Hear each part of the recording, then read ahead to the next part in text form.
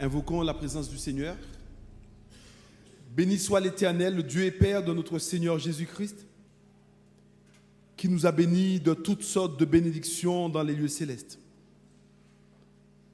Béni soit notre Sauveur, notre Seigneur Jésus-Christ, qui nous a sauvés et qui a versé son sang pour chacun de nous. Béni soit l'Esprit Saint, notre consolateur, qui nous change, qui nous transforme, qui nous guide. Éternel, notre Dieu, ce matin, nous sommes là, devant toi. Et nous réclamons de ta part une bénédiction qui n'est suivie d'aucun chagrin.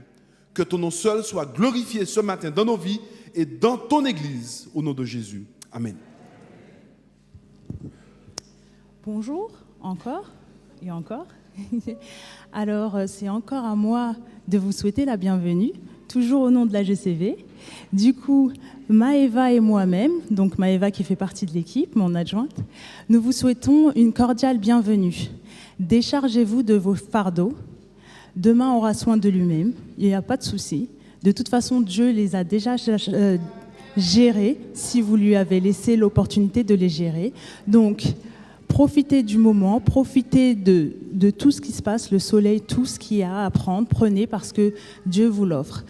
Cordiale bienvenue à vous aussi les internautes, les visiteurs et les membres, nos amis. Bienvenue. Oh, j'ai besoin de toi, j'ai besoin de ta voix, Seigneur.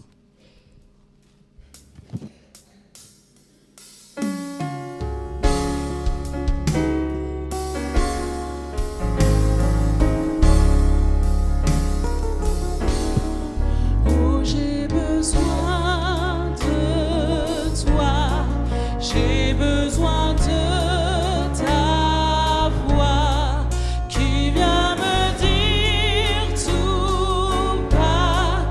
Oui, je suis là. Viens te poser sur moi, viens me parler du roi, colombe de l'esprit, remplis ma vie. Oh, parle-moi du ciel, toi qui es éternel.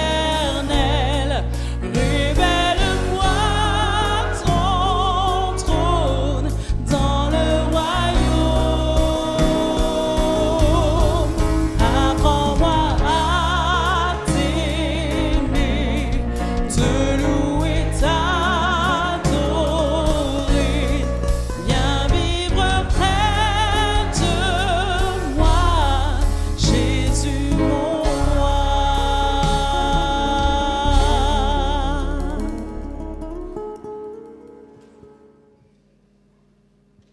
Pour le temps de remerciement, je vous invite à prendre avec moi Matthieu 25, versets 20 et 21. Celui qui avait reçu les 5 talents s'approcha en apportant 5 autres talents. Et il dit, « Seigneur, tu m'as remis 5 talents. Voici, j'en ai gagné 5 autres. » Son maître lui dit, « C'est bien, bon et fidèle serviteur. Tu as été fidèle en peu de choses, je te confierai beaucoup. Entre dans la joie de ton maître. » Les diacres sont invités à passer dans les rangs pour recueillir les dîmes et les offrandes. Que l'Éternel reçoive notre reconnaissance pour la croix, pour sa venue, son amour et son salut.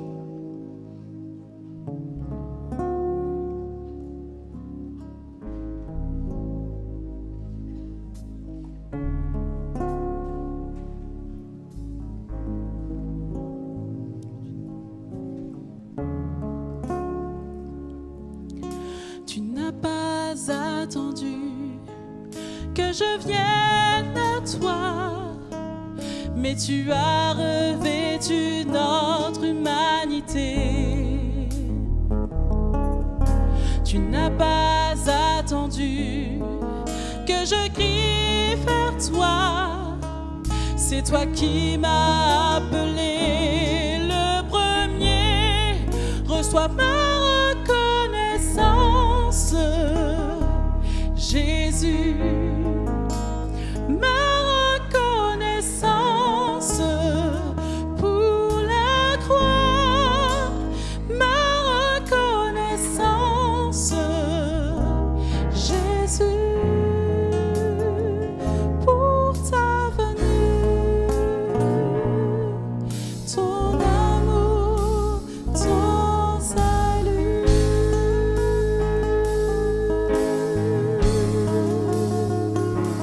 Oui, tu n'as pas attendu.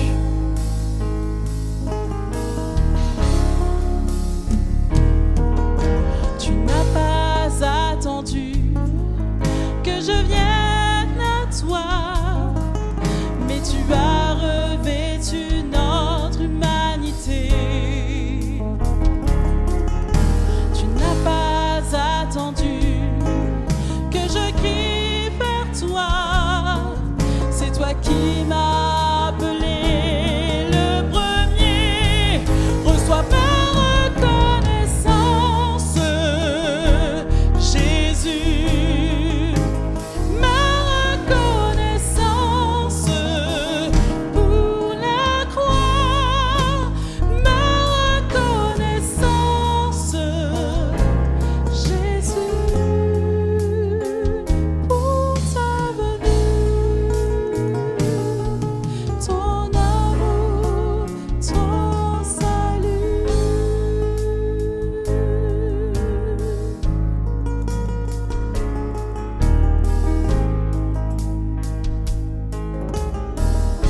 Tu n'as pas attendu. Tu n'as pas attendu que je vienne à toi, mais tu as revêtu notre humanité. Tu n'as pas attendu que je crie vers toi, c'est toi qui m'as appelé le premier. Reçois ma reconnaissance, Jésus, ma reconnaissance pour la croix, ma reconnaissance, Jésus, pour ta venue, ton amour, ton salut. Reçois ma reconnaissance, Jésus, ma reconnaissance pour la croix. Reçois ma reconnaissance, Jésus, pour ta venue,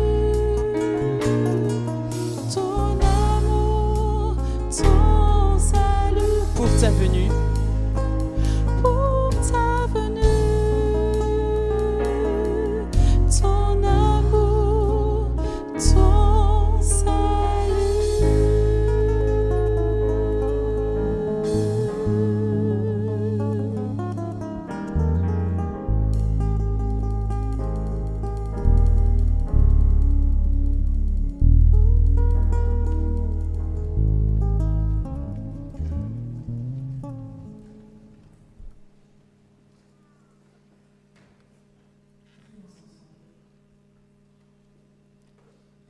Dieu d'amour, merci. Parce que c'est par ta grâce si nous avons pu mettre ces dîmes et ces offrandes. C'est parce que toi, tu l'as permis que nous avons pu donner ces dîmes et ces offrandes. Et nous voulons te remercier.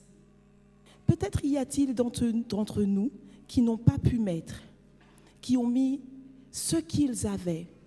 Et je pense à cette veuve qui a mis ces quelques pièces de cuivre dans ton temple. Et toi, tu as dit qu'elle a donné et qu'elle a donné plus que n'importe qui, parce que le cœur y était.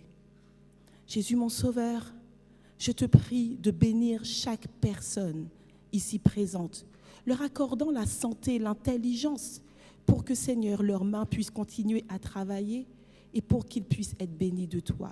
Non seulement pour des dîmes, mais pour des offrandes et pour soutenir ton œuvre au travers de la terre. Que ces dîmes soient utilisées sciemment, en te consultant, en te demandant ce que tu désires que l'on fasse avec, afin que, Seigneur, nous puissions faire ta volonté, même dans ces choses-là. Béni sois-tu, accompagne encore chaque personne pour ce moment de culte. Je t'ai prié dans le nom puissant de Jésus-Christ. Amen. Bonjour, vous allez bien? Je m'abandonne, tel est le titre du chant. Je m'abandonne. Je veux te connaître, ô Dieu, je veux te connaître.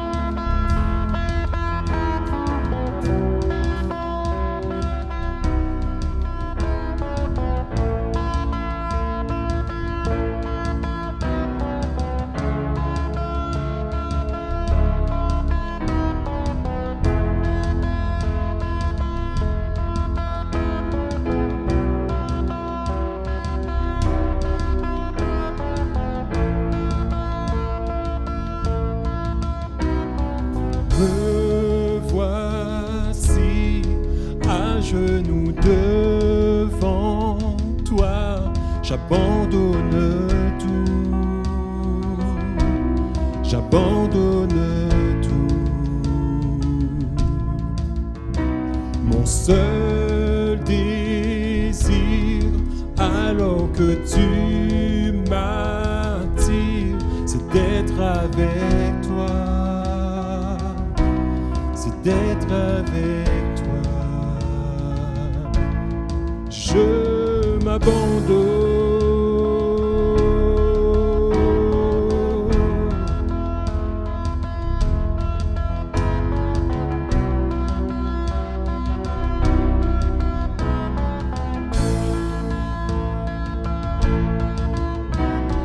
Par ta grâce, viens inonder mon âme. J'ai besoin de toi. J'ai besoin de toi. Mes bras ouverts, tu entends ma prière. Parle à mon cœur. Parle à mon cœur. Je m'abandonne. Je m'abandonne. Je veux te connaître plus. Je veux te connaître plus. Je m'abandonne. Je m'abandonne. Je veux te connaître plus. Je veux te connaître plus.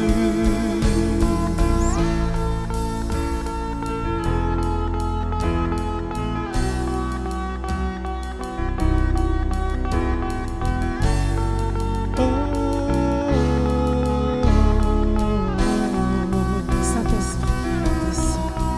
T'es le vent puissant, souffle maintenant.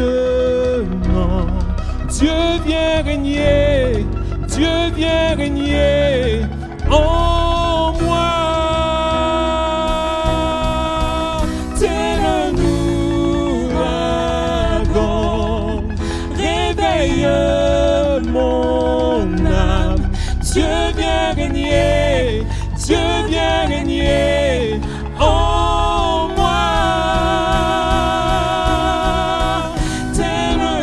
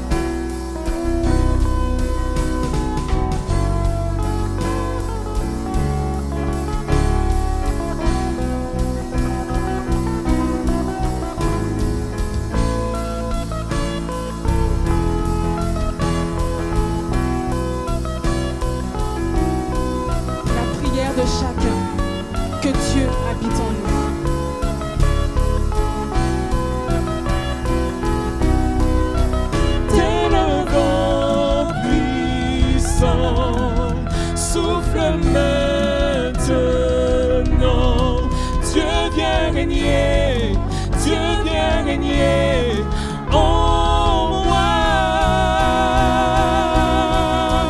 Tel un ouragan, réveille mon âme.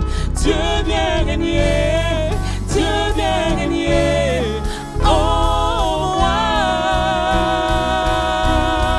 Dieu vient régner, Dieu vient régner en moi. Je m'abandonne, je m'abandonne. Je veux te connaître plus, je veux te connaître plus. Je m'abandonne, je m'abandonne. Je veux te connaître plus, je veux te connaître plus.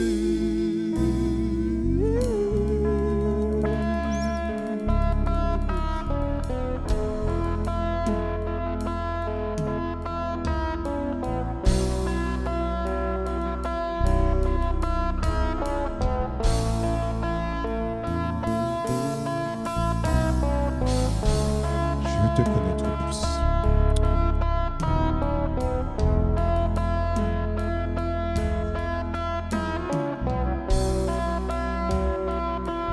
Que le Seigneur vous bénisse. Et n'oubliez pas, n'abandonnons pas.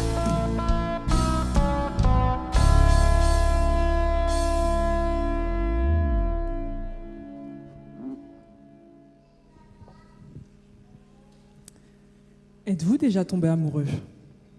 Personnellement, ça m'est arrivé une fois ou deux. Certainement plus, mais la quantité importe peu. Aujourd'hui, ce que je veux, c'est vous parler de ce phénomène si mystérieux.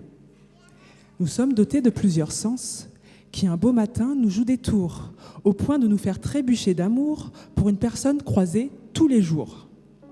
À moins que ce ne soit un jour d'orage et que la foudre, passant par là, propulse notre tête dans les nuages.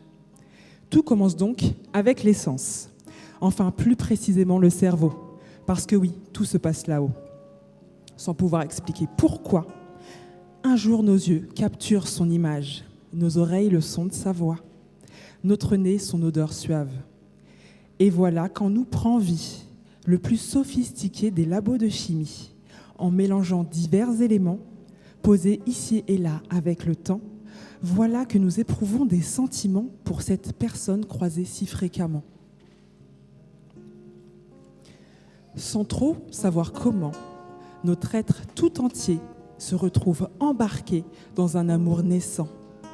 Notre cœur bat la chamade à la seule évocation du nom de l'être aimé, au simple son de la voix de ce dernier, ou bien lorsque nous sommes amenés à le rencontrer.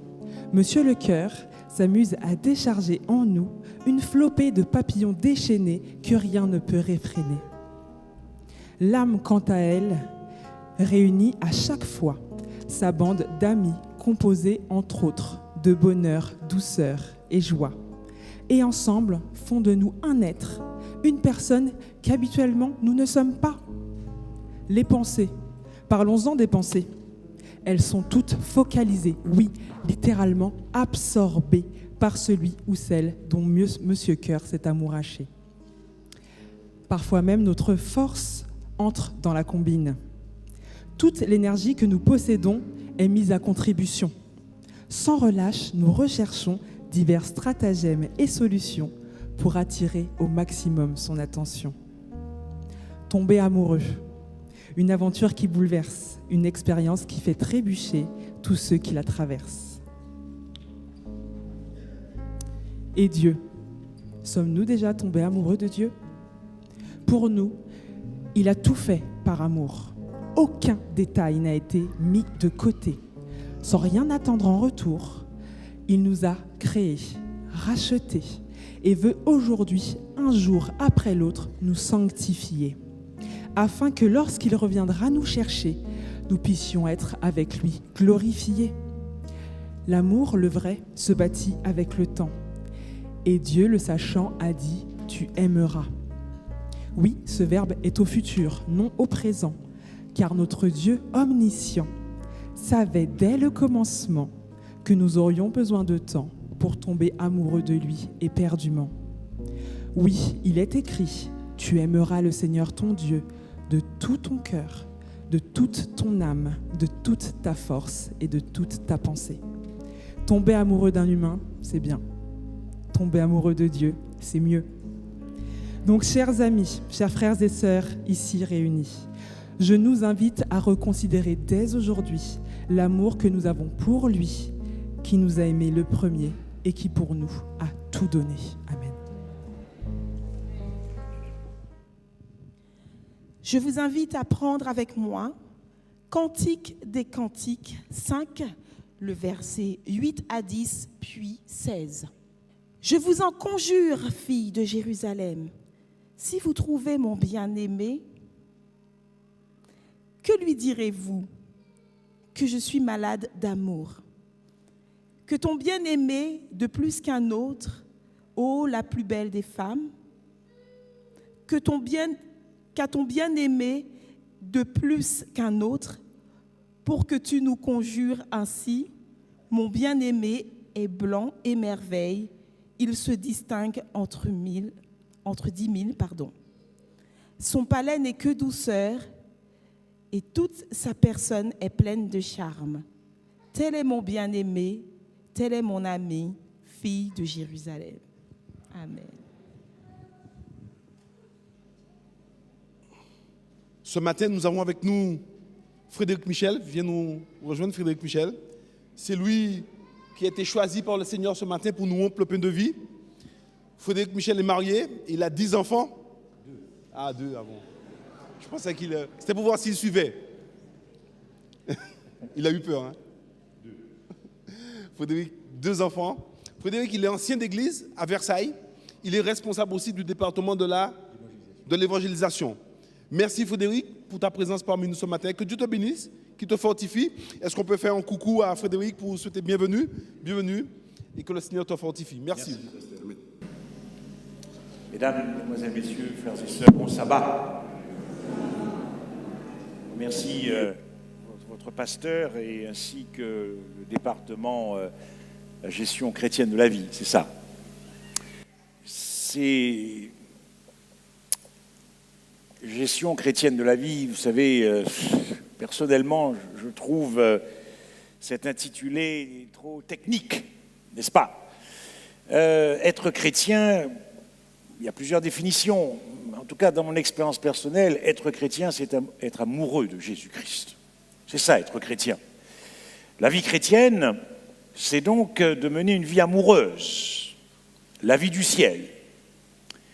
Et je n'aime pas le terme gérer, gestion. Je le trouve trop technique, trop juridique, trop comptable. C'est s'exposer à l'agapé de la croix. C'est apprécier le sacrifice du Christ. C'est apprécier Christ chaque jour et l'aimer de plus en plus. Voilà pourquoi j'ai choisi ce thème. Et Dieu est-il l'être le plus désiré dans ta vie? Waouh, ça devrait vous faire bondir de joie, n'est-ce pas? Le monde devrait voir en nous les êtres les plus heureux si réellement Dieu est l'être le plus désiré.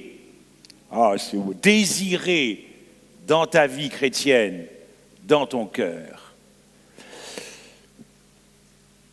Pour cela, encore faut-il que Dieu soit l'être le plus désirable dans l'univers, afin que nous ne perdions pas notre temps avec Dieu. Car je n'ai pas l'intention de perdre mon temps avec Dieu si je crois en ce que dit l'Évangile, la gloire de l'Évangile, la splendeur de l'Évangile, la gloire du Christ. Si Dieu est l'être le plus désirable dans l'univers, c'est qu'il est donc l'être le plus désiré dans ton cœur, si Dieu est l'être le plus fréquentable dans l'univers, le plus irrésistible, le plus fascinant, le plus attrayant, le plus admirable, c'est qu'il est donc nécessairement l'être le plus désiré, désirable dans ton cœur. Mais est-ce que ta vie témoigne de ce que Dieu est réellement l'être le plus désiré dans ton cœur? Si Dieu est l'être le plus fascinant, le plus adorable, le plus irrésistible, est-ce que ce matin, alors que tu es là, dans la maison du Seigneur, est-ce que tu es déjà prêt à l'aimer coûte que coûte, quoi que cela te coûte, à tout prix et à n'importe quel prix, quand le pire va surgir du fin fond des ténèbres, quand ce sera l'heure de la puissance des ténèbres, avant que le meilleur ne vienne pour l'éternité? Est-ce que ta vie peut témoigner de cela? En tant qu'adventistes du 7e jour, nous avons soit une excellente connaissance prophétique des événements qui doivent venir, ou une connaissance moyenne, mais peu importe. Mais est-ce que notre connaissance prophétique nous garantit à elle seule que quand le pire viendra, vous aimerez Dieu coûte que coûte, quoi que cela vous coûte, à tout prix et à n'importe quel prix? Est-ce que ta vie, est-ce que ta famille, tes amis, tes proches, les membres de l'Église peuvent attester, témoigner là, en se disant, ce frère est prêt à aimer Dieu coûte que coûte, quoi que cela lui coûte, à tout prix et à n'importe quel prix? Si Dieu est l'être le plus désirable dans l'univers, le plus fascinant, c'est que tu dois le fréquenter beaucoup dans ta vie. Il doit être certainement l'être le plus fréquentable dans ta vie. Et si il est l'être le plus fréquentable dans ta vie, tu es donc l'être le plus heureux sur cette terre.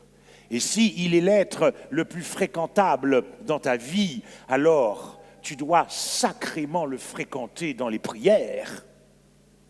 Tu dois sacrément le fréquenter dans les prières nuit et jour. Si Dieu est l'être le plus fréquentable dans ta vie, tu dois sacrément le fréquenter dans tes pensées, même quand ça ne va pas, même quand tout va mal. C'est lui qui est encore au centre de tes pensées de chaque jour et de chaque nuit, si réellement il est l'être le plus désirable. Si Dieu est l'être le plus désirable dans l'univers, tu dois beaucoup le fréquenter dans les louanges. Beaucoup le fréquenter dans les louanges. Et pas uniquement le sabbat matin, lorsque les louanges vous sont proposées dans un programme que l'on appelle le culte. Si Dieu est l'être le plus fréquentable dans ta vie, tu dois sacrément le fréquenter dans l'étude de la parole de Dieu. Sacrément, chaque jour, ton cœur désire recevoir un nouveau dévoilement des faces du Christ. Le terme hébreu dit face du Christ. Il y a tant de choses à contempler. Si Dieu, je vous parle pour moi aussi, est l'être le plus fréquentable dans l'univers, pourquoi te limites-tu dans ton intimité avec Dieu? Pourquoi se limiter? Pourquoi te limites-tu dans ta vie chrétienne avec Dieu? N'est-ce pas l'être le plus désirable de l'univers? Alors, pourquoi ne sommes-nous pas plus loin que nous devrions l'être dans notre relation amoureuse avec lui?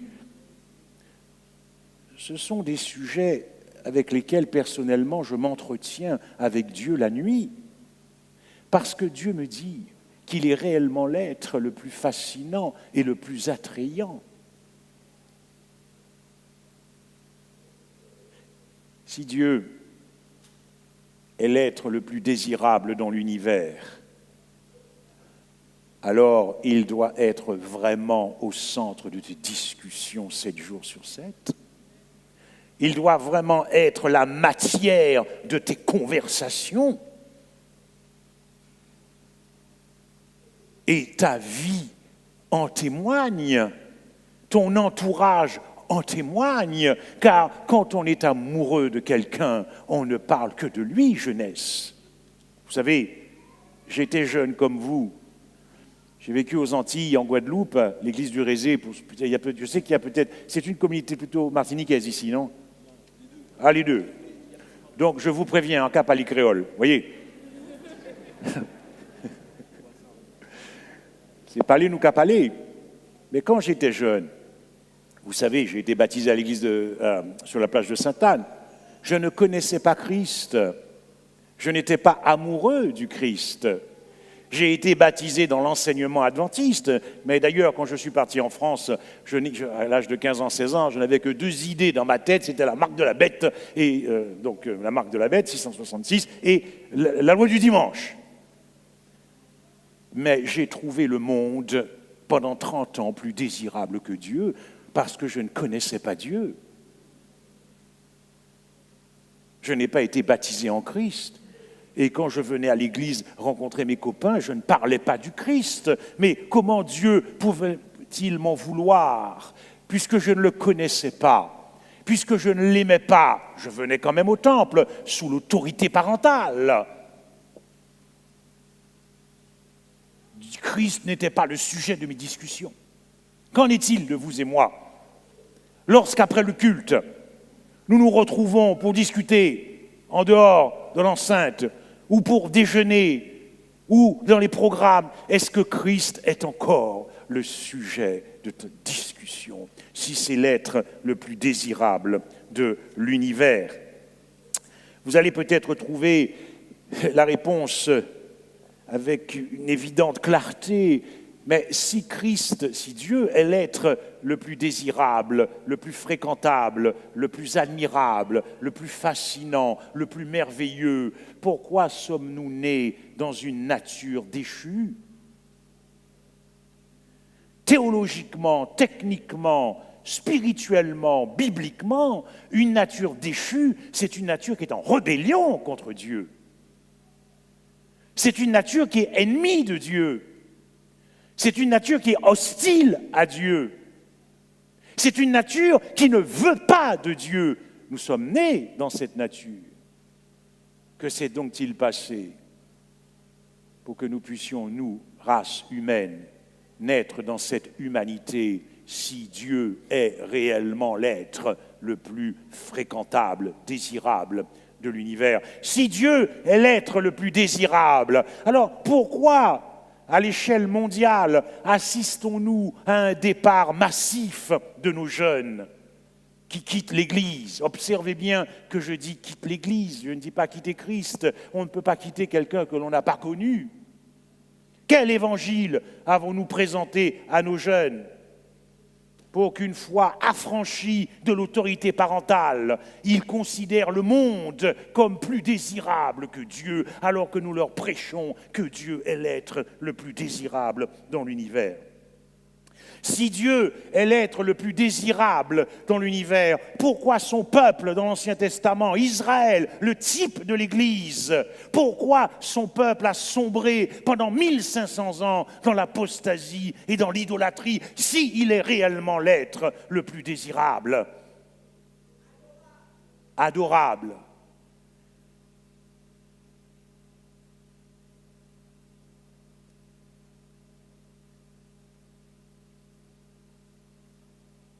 son peuple n'a-t-il pas choisi Barabbas? C'est l'Église qui choisit Barabbas. Barabbas était donc plus séduisant que Christ. Lorsque Israël sortit d'Égypte et que ça a commencé à murmurer, ça murmure, parce qu'ils ne sont pas heureux. Et Jésus dira à Moïse, je vais me tenir sur le rocher d'Horeb, devant, et tu vas frapper sur le rocher. Le terme hébreu est très intéressant dans Exode 17 et le verset 6. Le terme hébreu, naka, frapper, a un sens plus profond que ça. Punir, tuer, assassiner. C'est bien ce que nous avons fait du Christ à la croix. Si Dieu est l'être le plus désirable dans l'univers, comment se fait-il que lorsque Christ écrit dans l'Apocalypse à ces 7 églises qui marquent l'histoire du christianisme, depuis la première église. Oh, nous aimons bien la prendre comme exemple. C'est l'église qui a fait l'expérience de la Pentecôte, des disciples qui ont prêché la pureté de l'évangile, des miracles, des transformations de cœur, des transformations de caractère. Et pourtant, Jésus, sanglotant, dira à cette église, tu as perdu. Comment peut-on désaimer l'amour? Vous ne vous posez pas ce genre de questions quand je lis ce texte dans Apocalypse 2, verset 4. Mais je dis, mais Seigneur, tu es l'être le plus désirable de l'univers. Comment se fait-il qu'on peut désaimer l'amour? Comment peut-on se lasser de l'amour? Peut-on s'épuiser à aimer Dieu? Parce qu'après tout, cette église d'Éphèse, qui a vu tous les miracles, la prédication de Paul, la prédication des disciples, cette église est tombée amoureuse du Christ, puisque Dieu dit, tu as perdu ton premier amour. Et peut-être que 10 ans, 15 ans, 20 ans après, 25 ans après, le peuple perd son premier amour. Mais comment allons-nous faire dans l'éternité avec Dieu si au bout d'une éternité, on se lasse d'aimer Dieu? Quelle garantie Dieu a d'être certain que nous allons l'aimer pour l'éternité quand il s'adresse à son Église et qu'il lui dit « Tu as perdu ton premier amour ».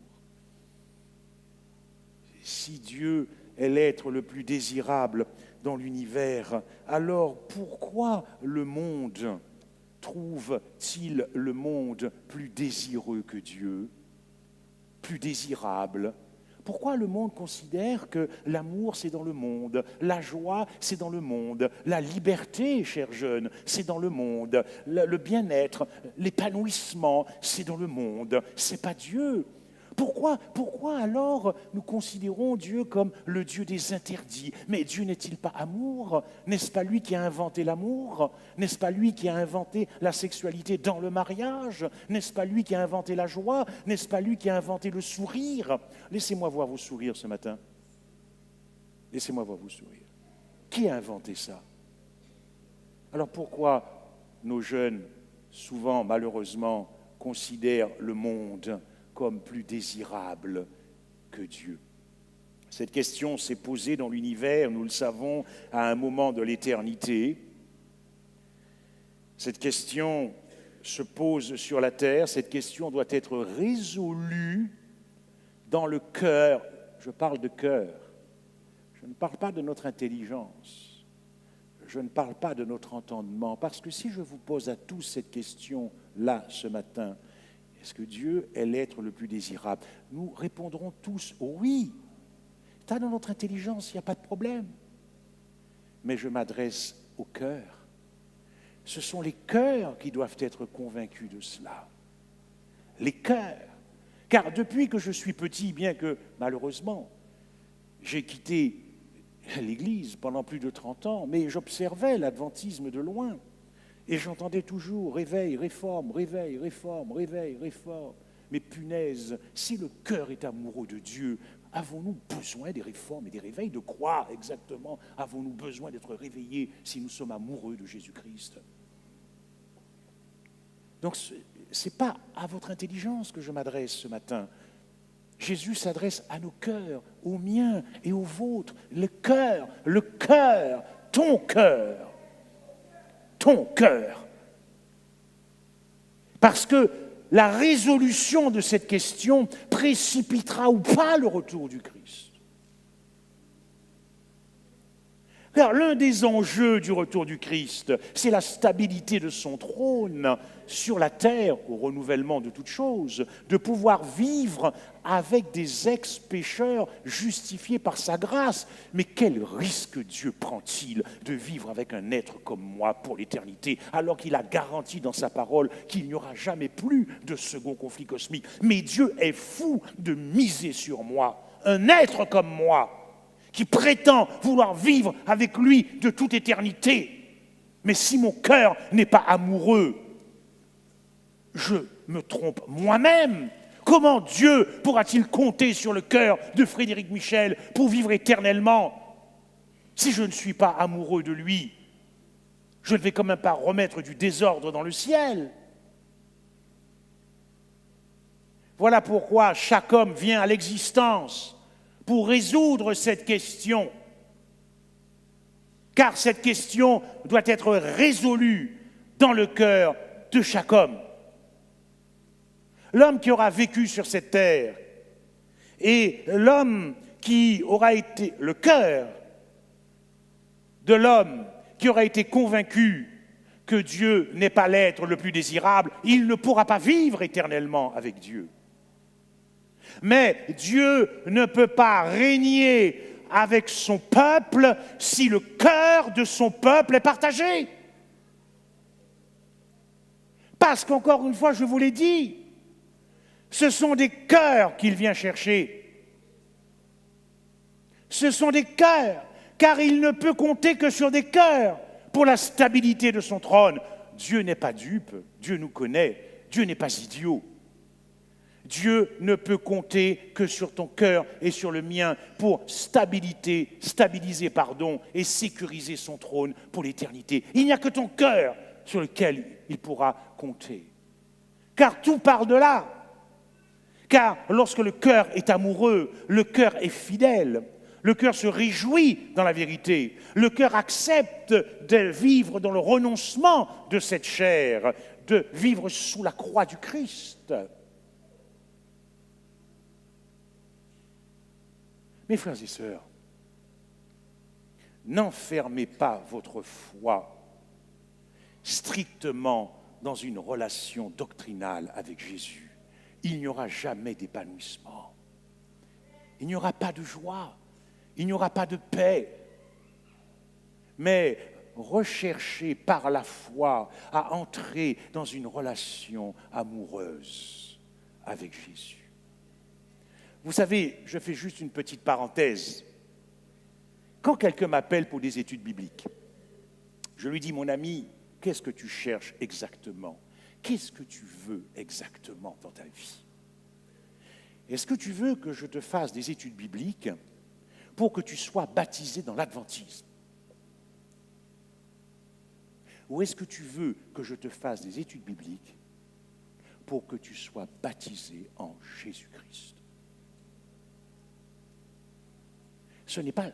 C'est l'évangile qu'il faut prêcher. Et lorsque le cœur est touché, lorsque le cœur est amoureux de Jésus, il se lève et il dit, homme frère, que dois-je faire? Il est prêt à recevoir la doctrine, notre doctrine, car nous prétendons que nous sommes dans la vérité. Nous ne sommes pas catholiques, nous ne sommes pas témoins de Jéhovah, nous sommes adventistes. Nous avons fait un choix doctrinal. Mais si vous enfermez votre relation uniquement dans la... Nous allons vivre avec qui? Nous allons vivre avec un être. On ne tombe pas amoureux des doctrines. On tombe amoureux de Dieu. Le sabbat ne transformera jamais personne. Oh, Paul dit, vous tous qui contemplez la gloire, Christ crucifié, contemplé, admiré, vous êtes transformé de gloire en gloire. La relation amoureuse, la relation amoureuse, la relation amoureuse. Car peux-tu être sauvé si tu n'aimes pas Jésus? Peux-tu être sauvé? La justification par la foi, c'est une affaire de cœur. C'est le cantique des cantiques. Si vous trouvez mon bien-aimé, qu'allez-vous lui dire? Que je suis malade d'amour. C'est une autre manière de parler de la justification par la foi. Mais peut-on, et je vais humblement approfondir la leçon des petits-enfants, peut-on réellement aimer Dieu si on ne l'a pas connu? Non, la question est de savoir où apprend-on à connaître Christ? Qu'est-ce que nous dit Jésus de lui-même? Il nous donne la clé, il nous le dit dans sa parole, où nous pouvons le trouver et où nous pouvons apprendre à le connaître pour l'aimer, pour croire et pour l'aimer. L'apôtre Jean dira, nous l'avons connu, c'est fort ça, 1 Jean 3,16, nous avons connu quoi? Nous avons connu l'amour, nous avons connu le cœur de Dieu. Et comment? En ce qu'il a envoyé, parce qu'il est mort pour nous. Et puis après, il dira, nous l'avons connu et nous y avons cru. La foi, c'est la réponse de ton cœur. Mais encore faut-il avoir compris les profondeurs de la croix, les profondeurs de la rédemption. Encore faut-il que ton cœur non seulement se sache aimer, mais qu'il se sente aimé. Et se sentir aimé chaque jour par Dieu, c'est fréquenter la croix. Et là, tu verras bien s'il est l'être le plus désirable dans l'univers. Lorsque cette guerre éclata, à un moment donné de l'éternité du passé, Apocalypse 12, vous connaissez ce texte, cette guerre qu'il y a eu. Et que s'est-il passé exactement, ce mystère de l'iniquité qui a jailli dans le cœur de Lucifer? À un moment, la Bible nous dit que finalement, Lucifer, en se séduisant lui-même, a perdu confiance en Dieu. On a du mal à comprendre ça, mais c'est une réalité. Et ce fut un défi pour Dieu. Parce que, en entraînant un tiers des anges, donc l'univers a été secoué. L'univers a tremblé, un tremblement de ciel, divisé. Le trône de Dieu menacé. Dieu a été confronté à cette question, car Lucifer disait, je ne peux plus faire confiance à ce Dieu créateur. Or, Lucifer n'a jamais remis en cause le fait que l'auteur de ces jours, c'est bien Dieu. Lucifer n'a jamais contesté que c'était bien Dieu qui l'avait créé, non. Mais est-ce que le simple fait que Dieu soit créateur fait de lui l'être le plus adorable de l'univers, le plus fréquentable? Car les êtres célestes, un tiers des êtres, ont considéré que Dieu n'était plus, à ce moment-là du conflit, l'être le plus fréquentable dans l'univers. Et qu'il ne pouvait plus leur garantir ni joie, ni bonheur. N'est-ce pas, malheureusement pour certains, ce que nous faisons quand nous allons dans le monde, c'est que nous considérons que Dieu, finalement, ne nous apporte pas ce bonheur, cette joie, cette paix, cette liberté. Et le prophète Ésaïe et le prophète Ézéchiel nous racontent cette tentative de coup d'État. Ce qui était en jeu dans ce conflit, c'était de récuser la légitimité de Dieu à régner dans l'univers. Les êtres célestes considéraient que Dieu ne pouvait plus leur garantir liberté, joie, bonheur. Et c'est avec cette rébellion que Lucifer est venu s'attaquer à Adam et Ève. Ou Ève et Adam, comme vous voulez, quoique c'est Adam qui représente la race humaine.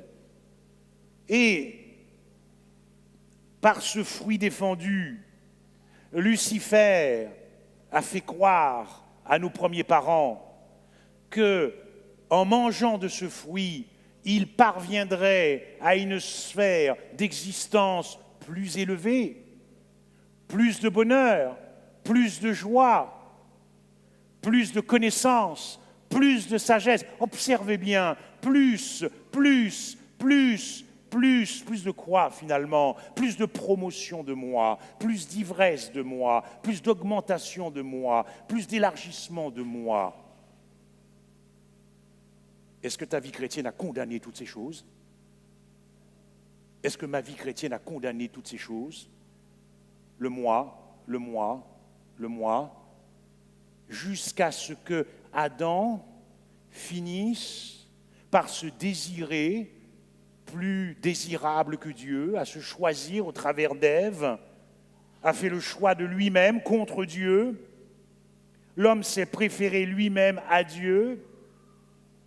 Ils ont été séduits, ils ont douté de l'amour de Dieu et ils ont perdu confiance. Il avait été décrété dans les cours célestes que rien, absolument rien ne devait, dans l'aspect extérieur du Christ, attirer le regard de l'homme. Observez bien ça. Dieu n'est pas dans les ornements, ce n'est pas là qu'on trouve les valeurs de Dieu. Car rien dans celui qui était le Seigneur des Seigneurs, en claquant des mains, il crée des planètes. Rien ne devait, dans son aspect extérieur, attirer le regard de l'homme. Est-ce que ta vie chrétienne est centrée sur toi-même, plus de moi? Ou est-ce que c'est la vie du ciel centrée que sur l'autre? Nous sommes devenus croyants, mes frères et sœurs, par la grâce de Dieu, mais ne reste-t-il pas des traces de cet arbre, de ce fruit, de l'arbre de la connaissance du bien et du mal dans nos cœurs? Je vais aborder la deuxième partie parce que la question, c'est quelle a été la réponse de Dieu? Quelle a été la réponse de Dieu? Pour prouver à l'univers, les anges qui lui sont restés fidèles, Madame White le dit, mais il a fallu la croix pour mettre tout le monde d'accord. Quelle a été la réponse de Dieu pour résoudre ce conflit cosmique au cœur de toute créature, Est-ce que Dieu est l'être le plus fascinant de l'univers? Dieu n'avait qu'une seule réponse. Golgotha. Dieu n'avait qu'une seule réponse à apporter à l'univers et à mettre tout le monde d'accord dans l'univers, y compris les démons. Golgotha. C'est-à-dire, face à un tel défi, il ne s'agissait pas pour Dieu de bourrer de doctrines ces êtres célestes, mais de faire une démonstration de cœur. Golgotha, c'est le cœur de Dieu. Parce que c'est à Golgotha, Christ pendu au bois. C'est à Golgotha que Dieu va se dévoiler le plus profondément. Il va dévoiler l'être intérieur, qui il est. Et il va se dévoiler d'une manière magistrale. Il va se dévoiler d'une manière spectaculaire. Il va se dévoiler d'une manière extraordinaire. Il va dévoiler les profondeurs de son être en la personne de Jésus-Christ crucifié. C'est là, chaque jour, que tu découvres qui il est. D'ailleurs, il dira dans Jean 17, verset 3, « Or, là où tu veux aller, c'est qu'ils te connaissent. » En hébreu, le terme est très fort. Connaître.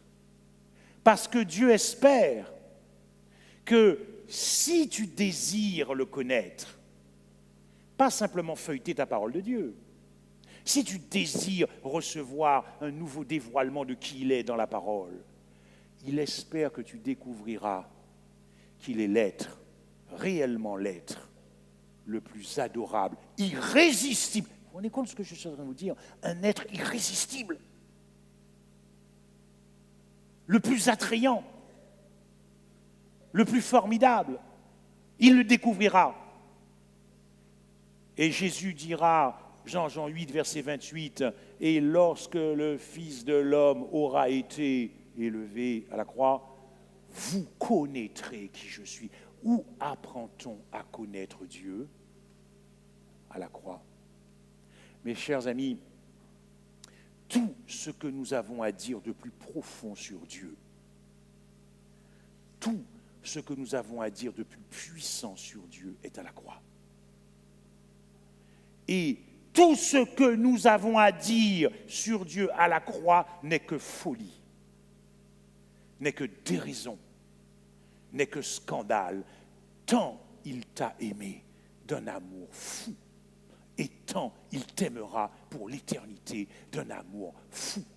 Voilà pourquoi, bien que nous soyons croyants, la croix n'est pas simplement un événement historique, la croix est l'évangile éternel. C'est ce que Paul dit dans toutes ses épîtres. Voilà pourquoi Jésus dit, quand cet évangile-là sera prêché, tu peux être sûr que la fin viendra. Pourquoi? Parce qu'il aura un peuple tellement amoureux, et il dira, l'esprit et l'épouse disent, viens.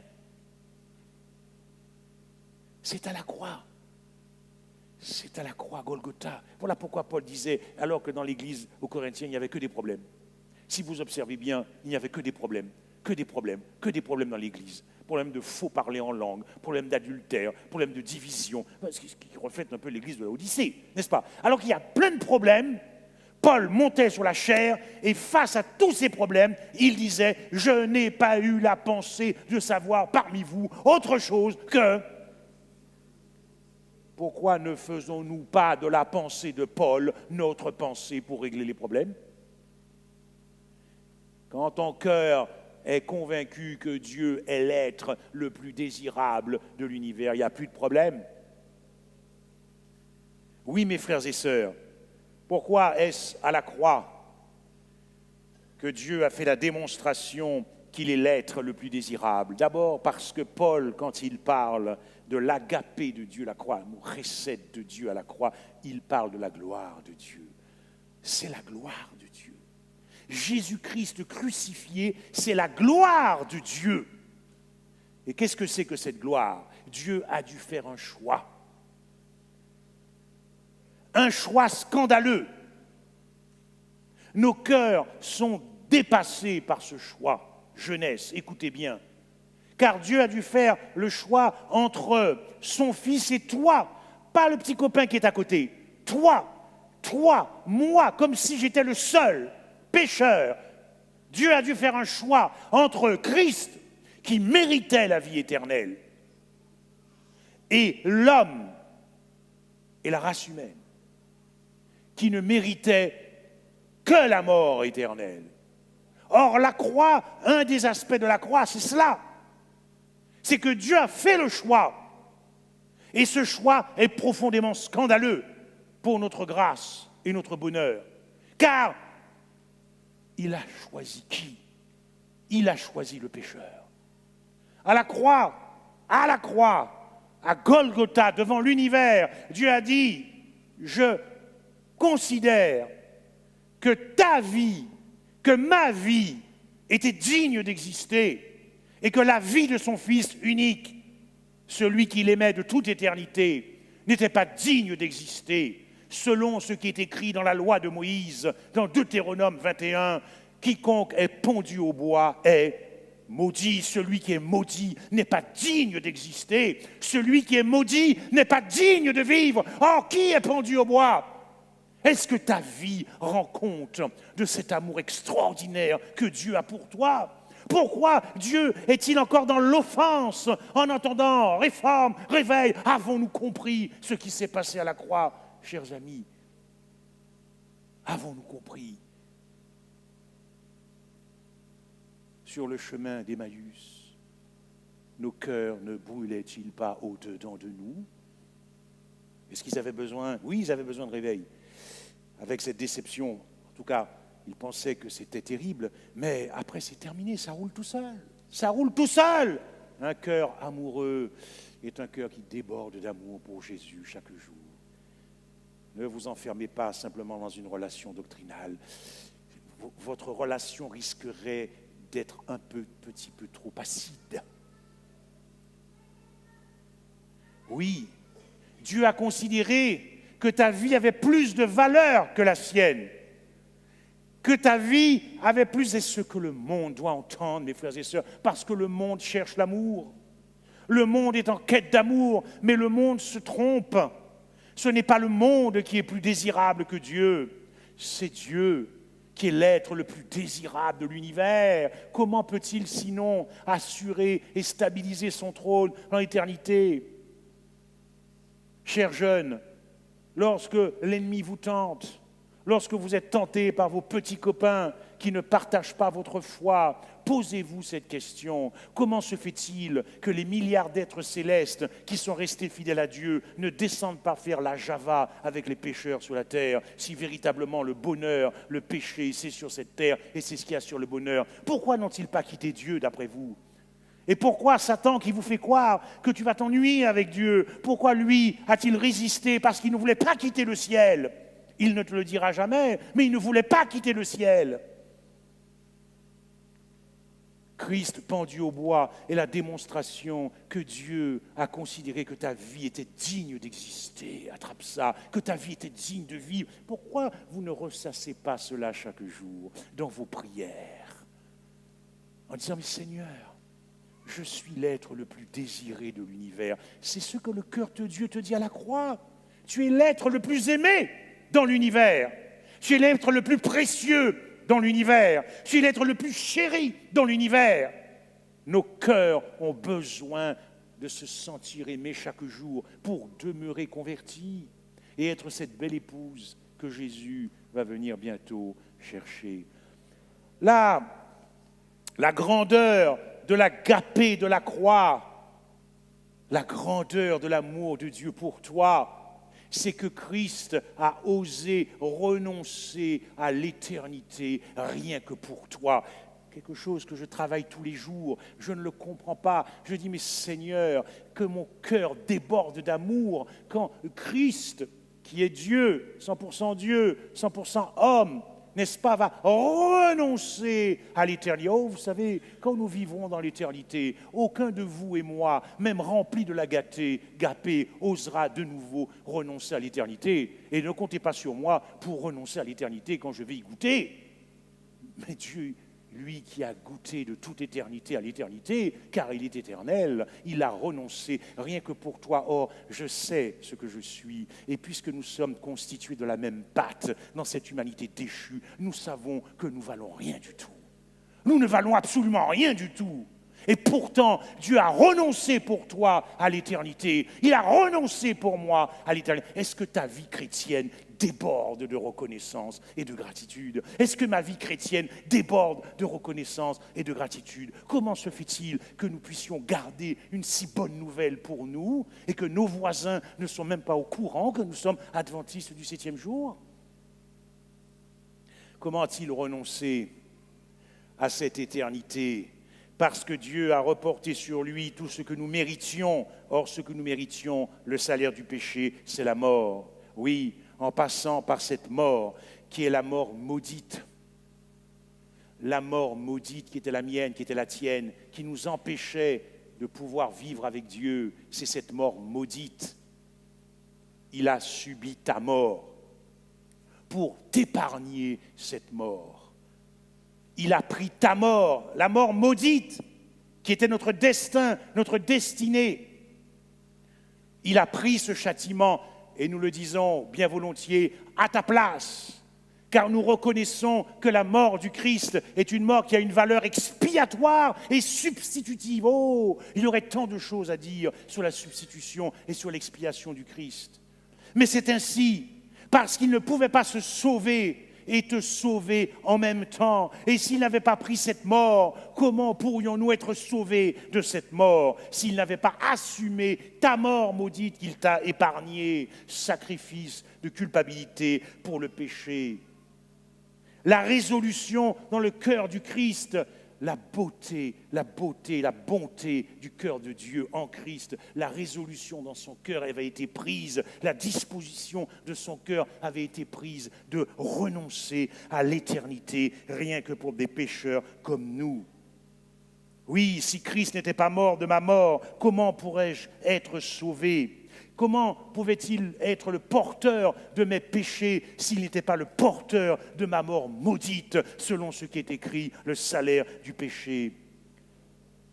La Bible dit qu'il a plu à l'Éternel, dans Ésaïe 53, pour toi, parce qu'il t'aime, parce que tu es l'être le plus précieux, le plus chéri, le plus désiré de l'univers. Et il dira, il a plu à l'Éternel de le briser par la souffrance. Précisément la souffrance de cette mort psychologique, de cette mort mentale. Mais observez bien que tout l'Épître aux Hébreux parle des souffrances du Christ. Dans Actes des Apôtres, nous apprenons que tous les prophètes prophétisaient sur les souffrances du Christ. Oh, nous n'avons jamais vu un mort souffrir. Nous savons que les morts ne souffrent plus, car les morts ne savent plus rien. Et nous ne croyons pas en l'immortalité de l'âme. Alors qu'est-ce que les Écritures veulent nous enseigner quand on égorgeait cet animal, quand on immolait cet animal? Qu'est-ce que l'Écriture veut nous enseigner à propos des souffrances morales du Christ? Dieu a amené son Fils à connaître la réalité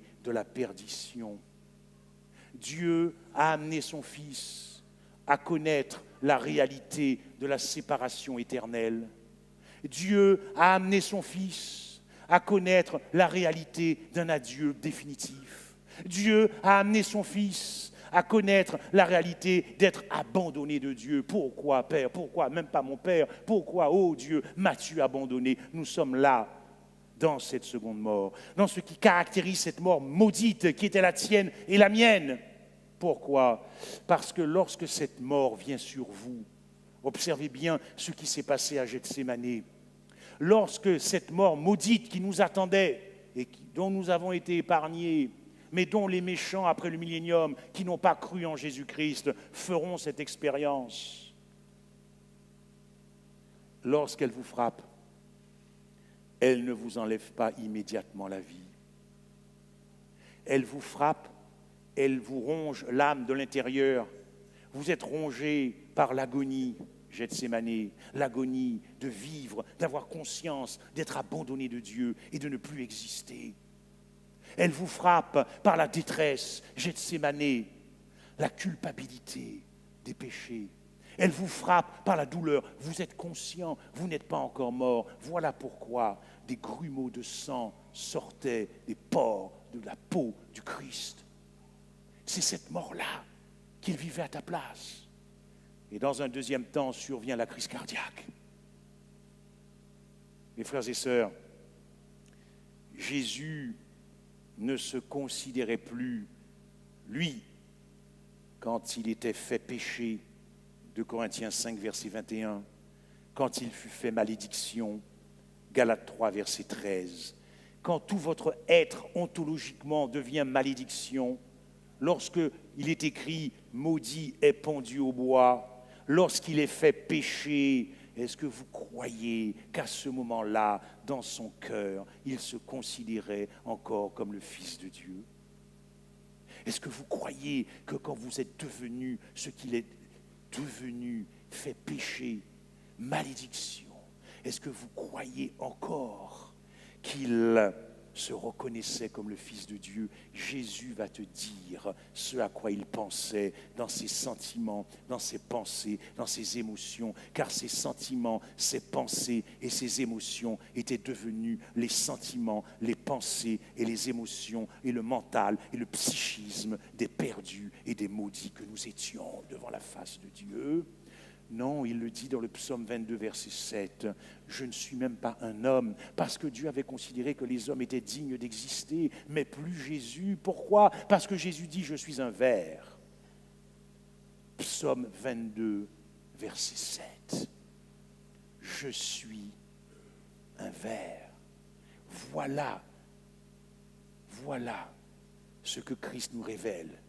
Il se considérait comme un ver. Mes frères et sœurs, qu'y a-t-il de bon en nous?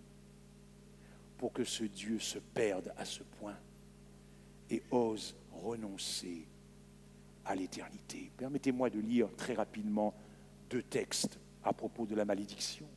Car vous savez, dans Lévitique 27, verset 29, il est dit que quiconque sera dévoué par interdit, il n'y a pas de rachat possible. Or, dévoué par interdit, c'est le même mot en hébreu et en grec pour malédiction, maudit. C'est la même chose. Christ fut dévoué par interdit parce qu'il fut fait malédiction. Or, la Bible dit qu'il n'y a pas de rachat possible. Il n'y a pas de rachat possible pour le péché. Mais cependant, Christ fut fait péché. Il n'y a pas de rachat possible pour la malédiction. Cependant, Christ fut fait malédiction.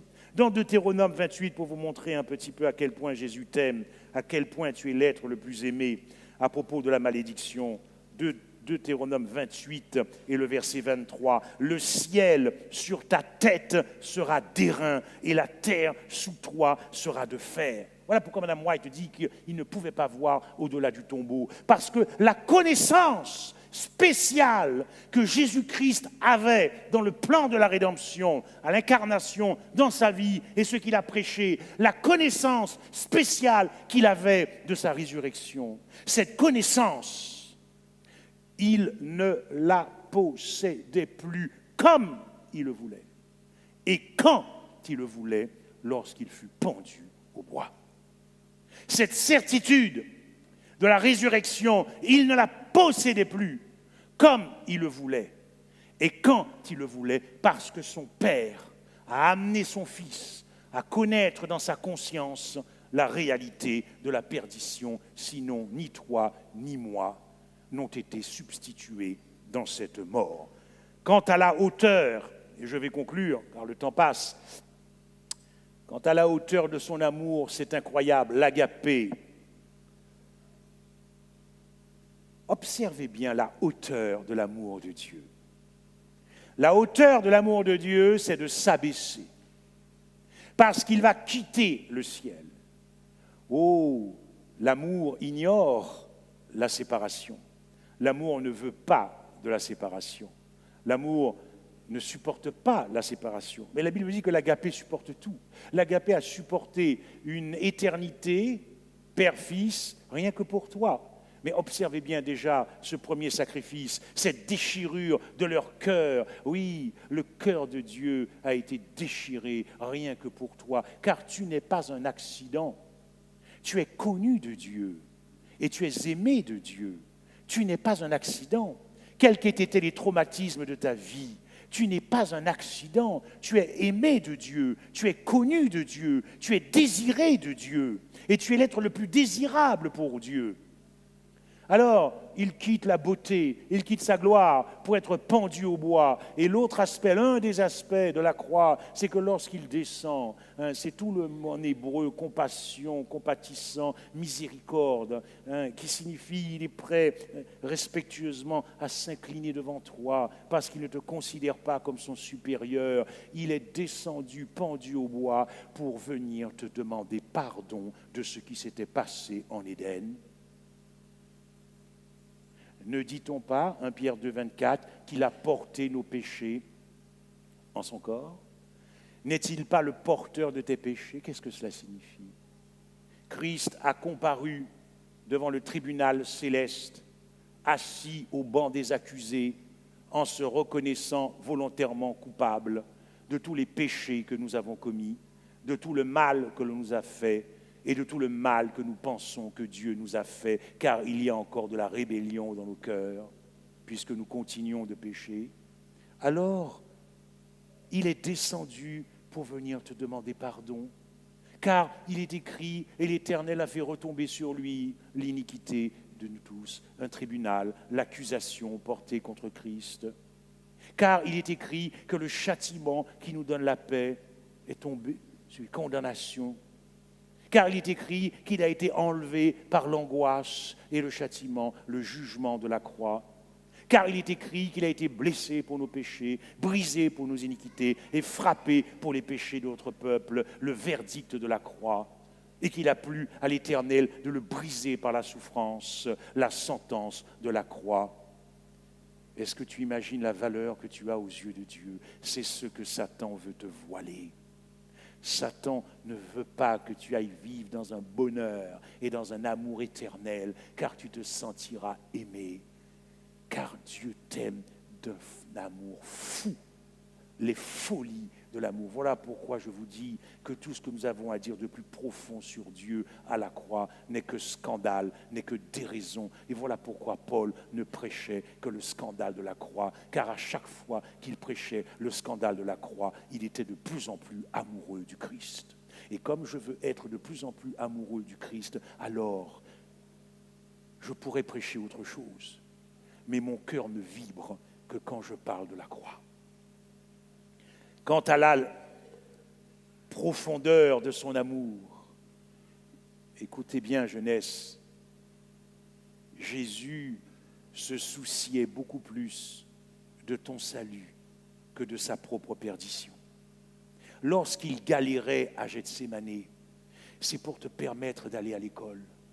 Lorsqu'il galérait à Gethsémani, lorsqu'il était le seul à souffrir des souffrances d'un autre genre, d'une autre nature, d'une autre espèce, des souffrances de cette mort maudite qui vous ronge l'âme, c'est parce qu'il t'aimait, et c'est parce qu'il voulait que tu viennes à l'existence, c'est parce qu'il voulait que tu goûtes au mariage, c'est parce qu'il voulait que tu sois heureux, c'est parce qu'il voulait que tu l'aimes, parce que aimer Dieu, c'est là le véritable bonheur. Et ça, le monde ne peut pas te le donner. Le véritable bonheur qui épanouit l'être humain pour l'éternité, c'est d'aimer Dieu. Vous croyez que Dieu a besoin d'être glorifié? Dieu est humble.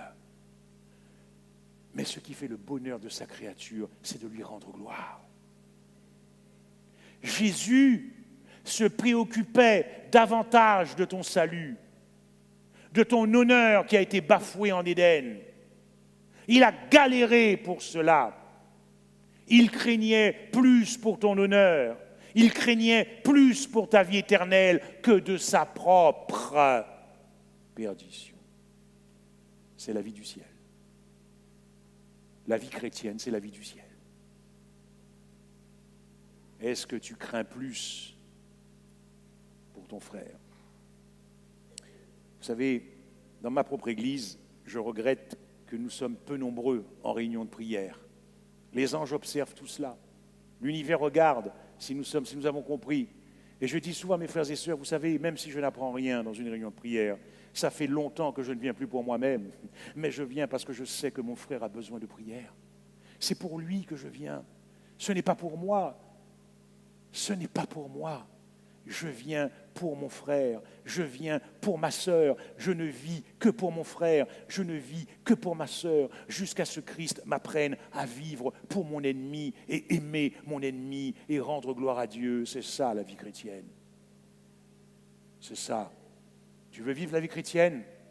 Aime ton ennemi, fais du bien à celui qui te persécute, prie pour celui qui t'outrage. Cela n'est rendu possible que si tu contemples la croix, que si tu fréquentes la croix, car c'est dans cette fréquentation que le Saint-Esprit te remplira de cet amour de la croix dans ton cœur. Quant à la largeur de l'agapé, c'est le sang de Jésus qui a financé ton existence. Tu as pu venir à l'existence, je ne parle même pas encore de la vie éternelle, mais si Christ n'avait pas payé la dette de tes péchés, la race humaine se serait éteinte en Éden. Comment se fait-il que tu es là ce matin? C'est par le sang de l'agneau. Chaque battement de ton cœur, chaque battement de ton cœur, chaque battement de ton cœur est financé par l'agonie de Jésus-Christ. Chaque respiration de ton cœur, chaque respiration de ton cœur est financée par le sang de Jésus-Christ. Ton mariage, il a été financé par Christ. Ton travail a été financé par Christ.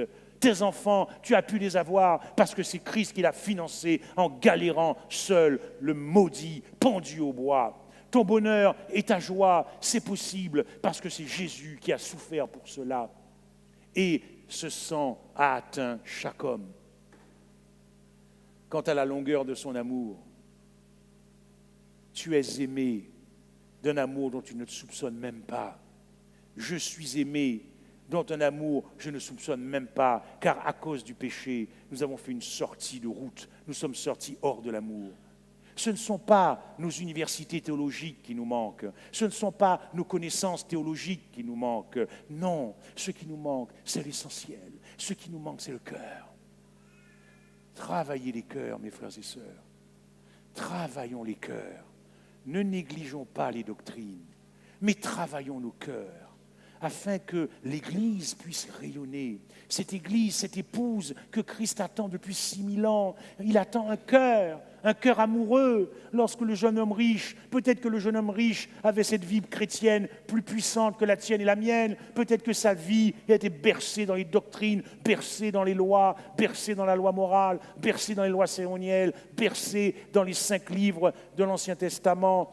Mais quand il a fallu faire l'épreuve de sa foi, quand l'épreuve de sa foi est arrivée, c'est un homme rempli de doctrine, n'est-ce pas? Jésus, j'ai fait tout ça dans ma vie. Et lorsque Jésus lui dit, suis-moi, il manquait l'essentiel.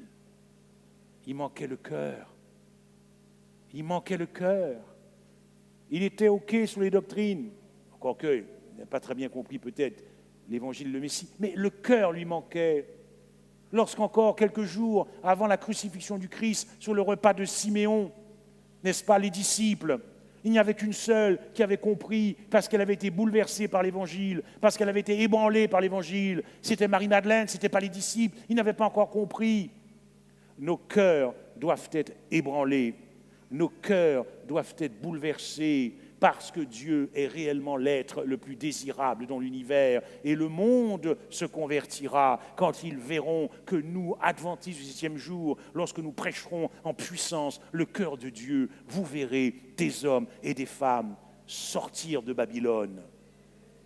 Travaillons les cœurs, mes frères et sœurs, car nos cœurs ont besoin de se sentir aimés chaque jour. Dans cette longueur de l'agapé de Dieu, il t'a redonné un nom, il t'a redonné de la dignité. Il t'a redonné la dignité. La croix donne de la dignité, n'est-ce pas? Nous ne sommes pas là pour nous critiquer les uns les autres. Nous sommes là pour redonner de la dignité à notre frère. C'est l'esprit de la croix, c'est l'agapé de la croix. Redonner de la valeur à l'autre, un destin, une destinée, une place dans l'univers. C'est ce que Christ a fait rien que pour toi. Mes frères et sœurs, nous serons les seuls êtres dans l'univers à voir Dieu avec des casiers judiciaires bourrés de péchés qui ont été effacés par le sang du Christ. Nous sommes les seuls. Quand je reçois quelqu'un à mon cabinet qui a commis un gros délit, la première chose que je lui demande, c'est son casier judiciaire. Pourquoi? C'est pour me faire une idée de qui il est. Est-ce qu'il est dangereux? Est-ce qu'il n'est pas dangereux? Qu'est-ce que je vais présenter au juge? Est-ce qu'il est rachetable? Est-ce qu'il n'est pas rachetable? S'il a un casier judiciaire bourré de délits, bourré de crimes, il ne sera pas jamais rachetable par le magistrat. Mais nos casiers judiciaires sont bourrés de péchés et nous verrons Dieu. Est-ce que ta vie est une vie de reconnaissance? Est-ce que ta vie est une vie de gratitude, d'appréciation de cœur? Parce que nous n'avons pas conscience que nous serons des ex-pécheurs et qui vivront avec Dieu sur la terre. Mais c'est incroyable ce que Dieu a fait pour nous, parce que nous ne le méritons pas. Et je ne le mérite pas. Le scandale de la croix, c'est que Christ devient à la croix le dernier des hommes, le plus malfrat, le plus criminel, selon ce qui est écrit. Et c'est Jésus lui-même qui a été dit, il faut que je sois compté. Le mot hébreu est encore plus fort que ça, reconnu, dénombré au nombre des transgresseurs de la loi. Et dans Ésaïe 53, cela est dit aussi. Le Dieu très haut qui devient le Dieu très bas, qui s'installe dans le chaos, dans le malheur, dans le déshonneur. Oui, il fut lui-même sa plus grande perte devant Dieu et devant l'univers pour te sauver. C'était à ce prix-là qu'il t'a sauvé. Nous l'avons dépouillé de sa dignité, nous avons pillé sa grandeur, nous avons ruiné sa réputation, car c'est à cause de nous qu'il fut fait péché. Et c'est à cause de nous qu'il fut fait malédiction. Mais il t'aime tellement, mais c'est un amour scandaleux, mes frères et sœurs. Nous sommes aimés par la folie de l'amour de Dieu. La croix, c'est la plus belle histoire d'amour. La croix, c'est la plus belle histoire d'amour. Oh, je sais que vous aimez bien regarder dans les divertissements des belles histoires d'amour à la télévision, au cinéma ou que sais-je encore. Mais sachez que la plus belle histoire d'amour qui ait été vécue de toute éternité, c'est entre Dieu et toi à la croix. la plus belle déclaration d'amour que Dieu ait pu faire à une créature, c'est toi, c'est à la croix. Lorsque vous essayez d'approfondir chaque jour les profondeurs de la croix, votre cœur découvre et bat pour Dieu. Et il découvre qu'il est l'être le plus désirable de l'univers, qu'il est l'être le plus fréquentable de l'univers, qu'il est l'être le plus fascinant et le plus attrayant de l'univers. Si ton cœur est convaincu, alors Dieu pourra compter sur toi pour défendre Dieu et son honneur quand les habitants de la terre adoreront la bête. Si ton cœur est convaincu que Dieu est l'être le plus formidable, alors il pourra compter sur toi pour défendre son honneur quand il cherchera désespérément sur la terre s'il trouve un peuple qui lui reste fidèle, car la sainteté, car la sanctification et la victoire sont cachées dans l'agapé. Et Dieu te considère, toi et toi seul, comme l'être le plus fréquentable de l'univers, le plus désirable de l'univers, le plus aimé de l'univers, le plus chéri de l'univers, le plus précieux de l'univers. Mes frères et sœurs, c'est ce Dieu que nous servons. La croix, c'est le cœur de Dieu. Amen.